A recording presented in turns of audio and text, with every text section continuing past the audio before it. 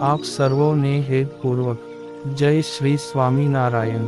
આજની સત્સંગ કથા વાર્તા નિજ મંદિર સાવરકુંડલા। આજની સત્સંગ કથા વાર્તા બુદ્ધ ચરિત્ર કથા। આજે આપણે બુદ્ધ પૂર્ણિમા એટલે કે બુદ્ધ જયંતી ના પવિત્ર પાવન દિવસે ભગવાન બુદ્ધના જીવન પ્રસંગની ચરિત્ર કથા સંક્ષિપ્તમાં સાંભળશું। ભગવાન બુદ્ધનું આપણા હિન્દુ સનાતન સંપ્રદાયના મુખ્ય 10 અવતારોમાં સ્થાન છે, જેનું વર્ણન વેદ વ્યાસજીએ સ્વમુખે કરેલું છે। વૈશાખી પૂર્ણિમા ગૌતમ બુદ્ધનો જન્મદિવસ।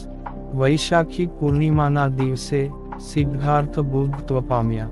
સિદ્ધાર્થ અજ્ઞાન નિદ્રા માંગથી જાગી બુદ્ધ થયા અને વૈશાખી પૂર્ણિમાના દિવસે બુદ્ધ નિર્વાણ પદ પામ્યા। તેથી વૈશાખ સુદ પૂર્ણિમા ના દિવસને બુદ્ધ જયંતી કે બુદ્ધ પૂર્ણિમા તરીકે ઉજવાય છે।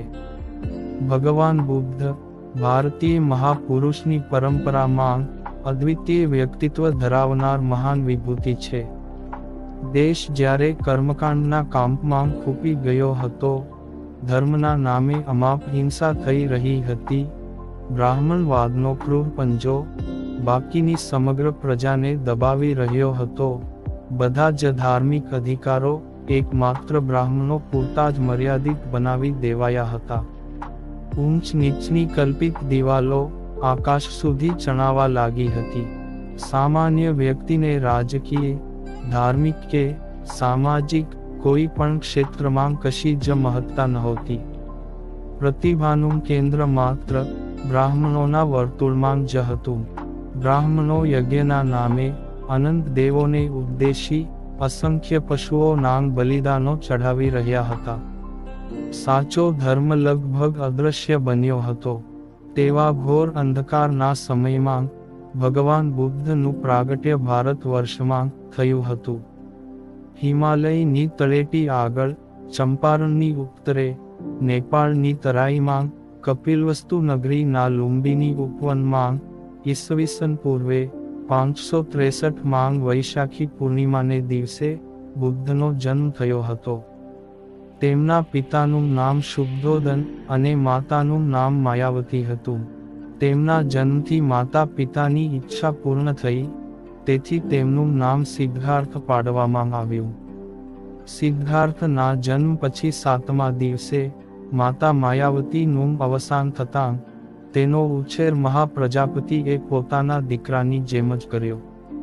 તેમનું ગોત્ર નામ ગૌતમ હોવાથી તેઓ ગૌતમ બુદ્ધને નામે ઓળખાય છે। શાક્ય નામની ક્ષત્રિય શાખાના શિરોમણી થયા હોવાથી શાક્યસિંહ તરીકે પણ ઓળખાય છે। રાજ્યના જાહો જલાલીયુક્ત પ્રાસાદમાં લગભગ 29 વર્ષ સુધી તેમણે નિવાસ કર્યો। યશોધરા નામે પત્ની અને રાહુલ નામે પુત્ર હતો।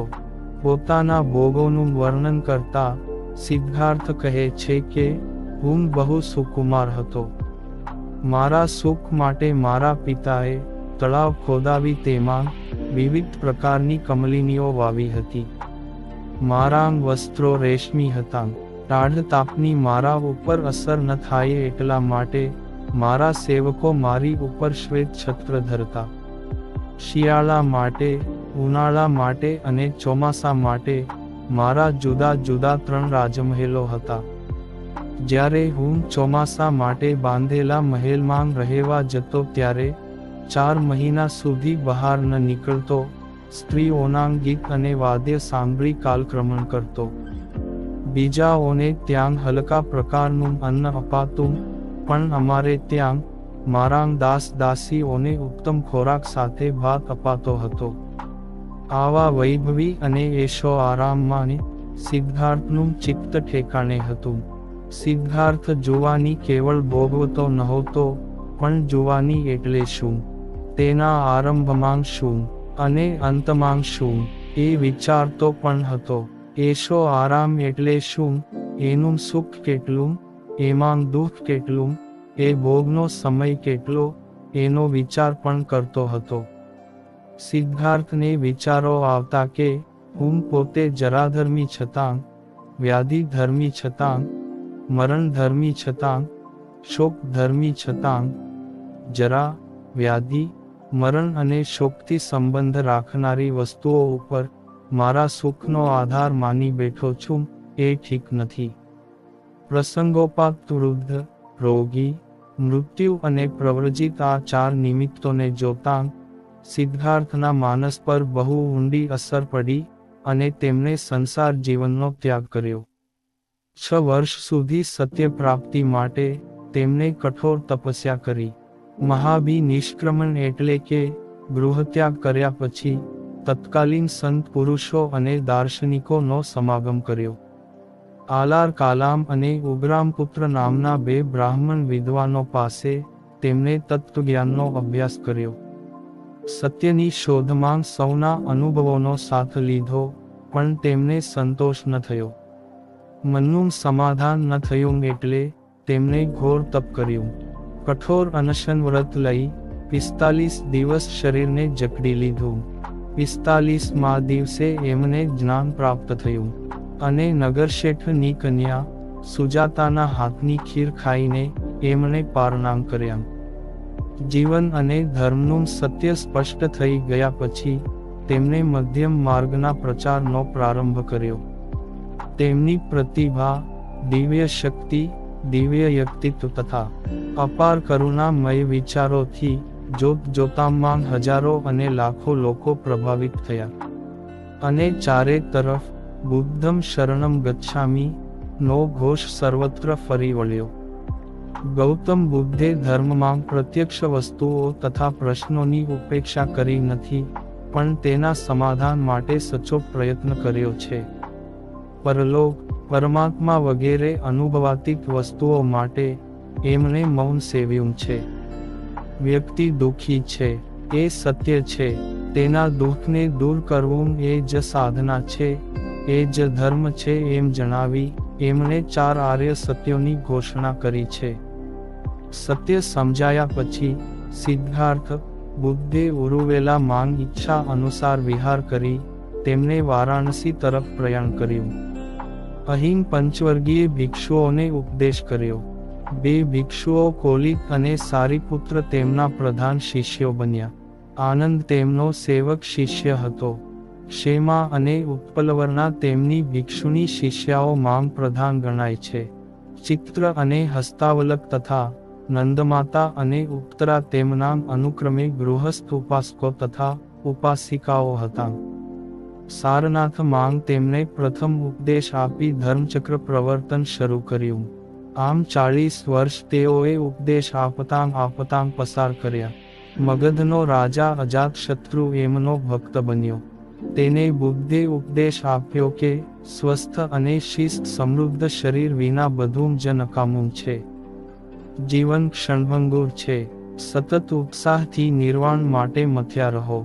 મનોનિગ્રહ, આત્મસંયમ અને સદાચારથી મોક્ષ મળે છે.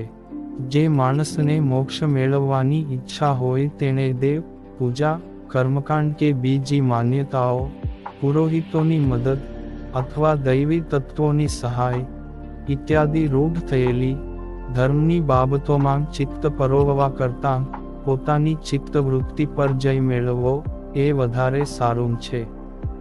બુદ્ધે ખાસ કરીને વૈદિક ધર્મની વ્યવહારાતીત પરમ તત્વની, પ્રાર્થનાના મહાત્મ્યની અને વેદોની અપૌરુષેયતા તથા પવિત્રતાની ભાવના સામે વિરોધ ઉઠાવ્યો હતો.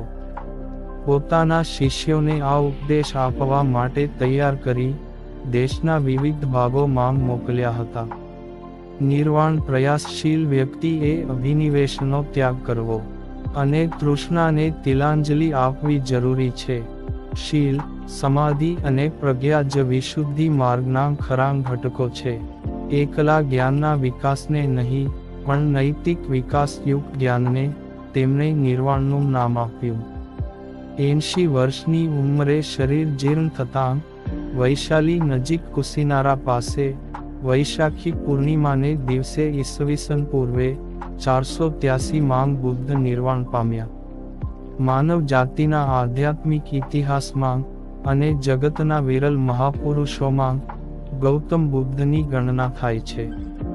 તેમનામાં આધ્યાત્મિક ઊંડાણ, સર્વોત્તમ કોટીનું ચારિત્ર બળ અને બૌદ્ધિક તર્ક વૃત્તિનો ડહાપણ ભર્યો સંયમ, એ ત્રણેય બાબતોનું સુભગ સંમિશ્રણ થયેલું જોવા મળે છે.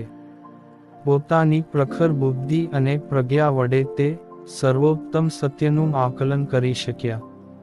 તેમનું કરુણા હૃદય દુઃખમાં પીડાતી માનવ જાતિનો ઉદ્ધાર કરવા નિરંતર તલસતું હતું. બુદ્ધને કરુણા મૂર્તિ કહ્યા છે. એમણે જીવ દયાનું સમર્થન અને પશુ હિંસાનો વિરોધ કર્યો. એમની ખરી કરુણા એમના મહાભી નિષ્ક્રમણ માંગ સમાયેલી છે. પહેલા મહાભી નિષ્ક્રમણ માંગ તેમણે ગૃહત્યાગ કર્યો અને રાજમહેલ છોડ્યો, પણ બીજા મહાભી નિષ્ક્રમણ માંગ તો એમણે નિર્વાણ સુખને પણ છોડ્યું, અને તે પણ નિર્વાણના ઉંબર પર ઊભા રહીને. તેમણે કહ્યું કે હું નિર્વાણના સુખમાં પ્રવેશ નહીં કરું જ્યાં સુધી એક પણ વ્યક્તિ દુઃખથી પીડિત હશે. આના કરતાં વધારે ચડિયાતી કરુણા આપણને માનવ ઇતિહાસમાં જડે તેમ નથી. દરેક માણસના દુઃખનો ભાર હું મારે માથે લઈ લઉં, એથી જો જગતને સુખ થતું હોય તો હું તેમ કરવા રાજી છું. આ હતી તેમની લોક કલ્યાણ પ્રત્યેની લાગણી. ભગવાન બુદ્ધનો નિર્વાણ કાળ નજીક દેખી તેમના પ્રિય શિષ્ય આનંદની આંખમાં આંસુ જોઈને ઉપદેશે છે કે આ પૃથ્વી પર આવનાર હું પહેલો બુદ્ધ નથી, તેમ હું છેલ્લો પણ નથી. ગૌતમ સિદ્ધાર્થ મરણ પામશે, પણ બુદ્ધ તો જીવતો રહેશે, કારણ કે બુદ્ધ એ સત્ય છે અને સત્ય કદાપી મરતું નથી. તો ભક નામના શિષ્યને તેમણે કહ્યું કે તું આ રીતે શોક કરે એ યોગ્ય નથી. જ્ઞાનનો પ્રકાશ તો તારી અંદર વિદ્યમાન છે, એને માટે બહાર ફાંફા મારવાની કોઈ જરૂર નથી. એકલા માટે જ તું મન, વચન અને કર્મથી એક બની આત્મદીવો ભવ. તું જ તારો પોતાનો દીપક બન. ભગવાન બુદ્ધે કોઈ ગ્રંથો લખ્યા નહોતા. તેમના નિર્વાણના ઘણા વર્ષો પછી તેમના ઉપદેશોને ગ્રંથસ્થ કરવામાં આવેલા. વિનય પિટક, સુત્ત એટલે કે સૂત્ર પિટક, અને અભિધમ એટલે કે ધર્મ પિટક, આ ત્રણ ગ્રંથોમાં 3 લાખ શ્લોક સંખ્યામાં બૌદ્ધ ઉપદેશ સંગ્રહાયેલો છે. ભગવાન બુદ્ધે 4 આર્ય સત્યો ઉપદેશેલા છે, જેના બધા અકુશલ પાપ ધર્મો દૂર થઈ ગયા હોય તે, જે પાપ કર્મોથી ખૂબ જ દૂર ચાલ્યો ગયેલો છે તે. ઉત્તમ શ્રેષ્ઠ અર્હતને આર્ય કહે છે. ઉત્તમ ગુણોથી યુક્ત શ્રેષ્ઠ સત્વ વિશેષને જ આર્ય કહેવાય છે. જે પોતાના કર્તવ્યોનું પાલન કરે છે અને કામ વાસનાઓના સેવનની પ્રવૃત્તિ કરતો નથી તે આર્ય. જેમાં અનુભવનો બાધ ન આવે તે સત્ય. જે આધ્યાત્મિક સાધક સૂક્ષ્મ વિવેકપૂર્વક નિજ જીવનનો વિચાર કરે અને જે એ વિવેકને સંપૂર્ણ વફાદારીપૂર્વક અનુસરે, તે સાધક કોઈ પણ દેશ, કાળ કે જાતિનો કેમ ન હોય, છતાં એ સત્યોની બાબતમાં તેનો અનુભવ એક સરખો જ થવાનો. આ દૃષ્ટિથી બુદ્ધે એને સત્યો કહ્યા, અને તે પણ આર્યના સત્યો. દુઃખ એ પ્રથમ આર્ય સત્ય છે. દુઃખનું મૂળ, દુઃખ સમુદાય, એ બીજું આર્ય સત્ય છે. દુઃખ નિરોધ એ ત્રીજું આર્ય સત્ય અને ચોથું આર્ય સત્ય દુઃખ નિરોધ માર્ગ છે. જગતમાં જે દુઃખ છે તેનું કારણ છે અને તે કારણને અટકાવી શકાય છે. તે અટકાવવા માટે ખાસ માર્ગ છે. કારણોને મંદ કરવાથી દુઃખ મંદ થાય છે અને એ નહીં કરવાથી દુઃખનો નાશ થાય છે. આ કારણોને શિથિલ અથવા સમાપ્ત કરવા માટેની સાધનાને માર્ગ કહેવામાં આવે છે. માર્ગ અથવા સાધના જ્યારે સિદ્ધિની કક્ષાએ પહોંચે ત્યારે રાગ દ્વેષાદિક દ્વંદ્વોથી મુક્તિ મળે છે અને વ્યક્તિ જીવન મુક્તિનો લહાવો માણી શકે છે, એટલે કે નિર્વાણ પામે છે. આને બુદ્ધે મધ્યમ માર્ગ કહ્યો. સંસાર અને સ્વર્ગના સુખની તૃષ્ણા થતા દેહ દમનથી પોતાનો નાશ કરવાની તૃષ્ણા, એ બંને છેડા પરની ઈચ્છાઓનો ત્યાગ કરી મધ્યમ માર્ગનો બુદ્ધે ઉપદેશ આપ્યો. ગૌતમ બુદ્ધના મતે આત્મનિયમનનો જે માર્ગ માણસને ઈચ્છિત ધ્યેય સુધી પહોંચાડે છે તે અષ્ટવિધ છે. બૌદ્ધ ધર્મ ગ્રંથોમાં તેને આર્ય અષ્ટાંગિક માર્ગ એવું નામ આપવામાં આવ્યું છે. એના 8 અંગોમાં સમ્યક દ્રષ્ટિ, સમ્યક સંકલ્પ, સમ્યક વાણી, સમ્યક કર્મ, સમ્યક આજીવ, સમ્યક વ્યાયામ, સમ્યક સ્મૃતિ અને સમ્યક સમાધિનો સમાવેશ થાય છે. બૌદ્ધ ધર્મના સારરૂપ આ 8 પગથિયાં ગૃહસ્થ તેમજ સંન્યાસી એમ બધાને માટે બતાવેલા છે. આ મધ્યમ માર્ગ વડે જ નિર્વાણ કે મોક્ષ પ્રાપ્ત થઈ શકે છે. આ અષ્ટાંગિક માર્ગે ચાલનાર મનુષ્યને કેટલાંક બંધનો નડે છે, જેને બૌદ્ધ ધર્મમાં 10 સંયોજન કહે છે, જેમાં સત્કાય દ્રષ્ટિ, વિચિકિત્સા, શીલવ્રત પરામર્શ, કામ, પ્રતીક, રૂપરાગ, અરૂપરાગ, માન અભિમાન, ઉદ્ધતપણું, અવિદ્યા અજ્ઞાનનો સમાવેશ થાય છે. આ 10 શિસ્ત કે સંયોજન વડે જ્યારે દુઃખનો નિરોધ કરવામાં આવે ત્યારે આખરે નિર્વાણ પ્રાપ્તિ થાય છે. આમ આર્ય અષ્ટાંગિક માર્ગ વડે નિર્વાણ પદ કે મોક્ષ પદે પહોંચી શકાય છે ને નિર્વાણ અવસ્થા પ્રાપ્ત કરી શકાય છે. બુદ્ધમ શરણમ ગચ્છામિ, ધમ્મં શરણમ ગચ્છામિ, સંઘમ શરણમ ગચ્છામિ.